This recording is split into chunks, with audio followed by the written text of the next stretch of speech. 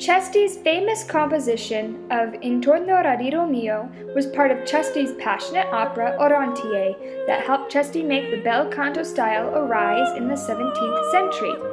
Cesti decided to write this opera with Giacinto Giannini as his librettist in Venice because Venice was politically allowing composers to write freely and elaborate musically. There is a spike in Italy of intellectual and creative activity by blending Gothic and classical styles in all art forms, thus creating Venetian opera.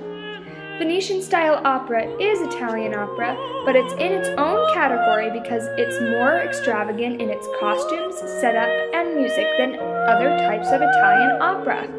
Orontie, Cesti's famous Venetian opera, is considered a brilliant combination of poetry and bel canto style music. Some people would say that his music was a cornerstone for modern Baroque opera. Cesti had an interesting composing style because he was a professional singer as well as a monk. His singing career introduced him to repertoires of Venetian-style opera, which he made famous, Roman-style cantatas, and many others. His training in the church included organ composition, which allowed him to build a strong foundation in counterpoint and strong tonal harmony. Cesti was later asked to leave his work as a monk because the works he was composing were too modern to be approved by the monastery.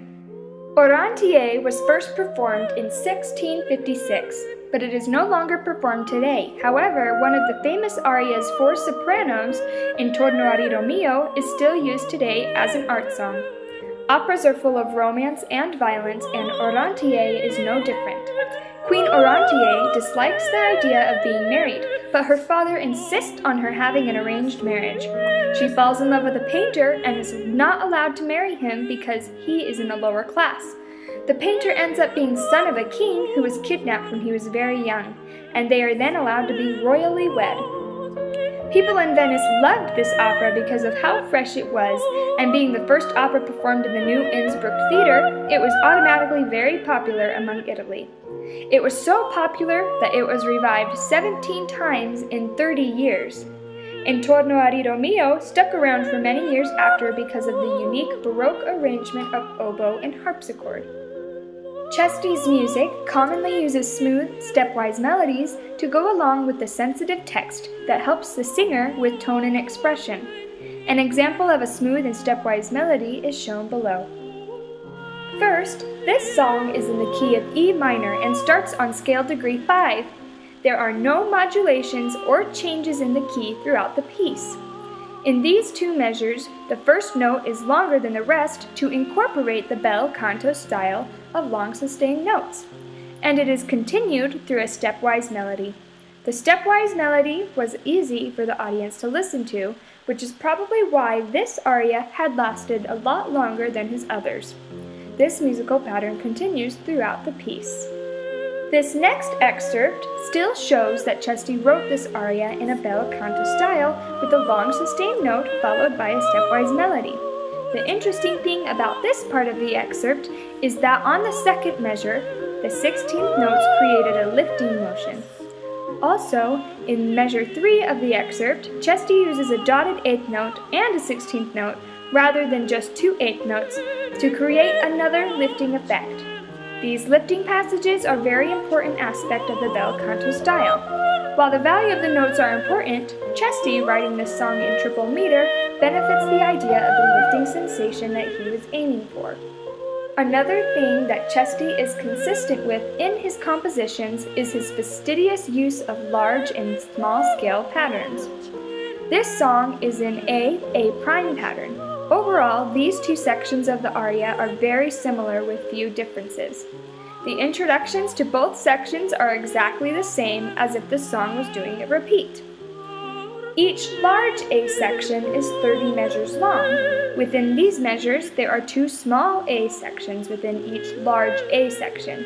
Here is a chart below showing the pattern format. While Cesti's aria seems very simple because of the A prime pattern, however, there are things that he does to make the pattern slightly different to surprise the listener. In each large A section, there are 2 small A sections. The first small A section is fairly simple, but when the second small A section comes around, there are a lot of ornamentations added to the simple melody line, which is typical in Baroque arias. Shown below is the first small a section that is very simple with no ornamentation. The second excerpt is the second small part A and has the grace notes that will show the difference between the first small a section and the second small a section. This is only one example, but this entire pattern of adding ornaments to the second small part A section is continued throughout the entire aria. The chords are not always in a certain pattern in this song, but through Roman numeral analysis, I have found that there is one chord progression that repeats in small sections throughout the entire piece. One excerpt is shown below. The chord progression starts with the 1 chord, moves to the 4 chord, then changes to a 5 chord in the same measure, and returns to the 1 chord, creating an authentic cadence. This song did not have a consistent pattern with chords, but the song pattern is A prime, so the inconsistent chords became familiar to the ears with the repeat. It is also interesting that Cesti did not use root position in the chords that ended the cadence above.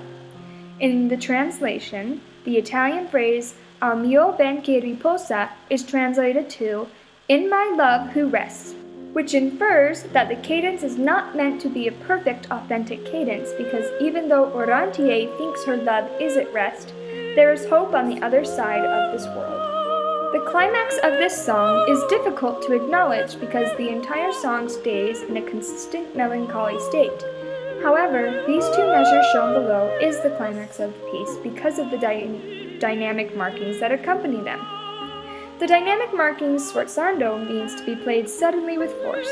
This is the only time this is requested in the aria. This phrase starts with a più crescendo, meaning a dramatic crescendo, and the sforzando is followed by a pianissimo. These dynamic markings definitely add a turning point in this melancholy song. Antonio Cesti was a revolutionary composer due to his willingness to break out of the norm of classical opera by writing and exploring his innovative and creative ideas for modern Baroque music. Orontier may not be a show that is still being performed around the world, but there is so much to learn from the composer who studied music from so many different points of view.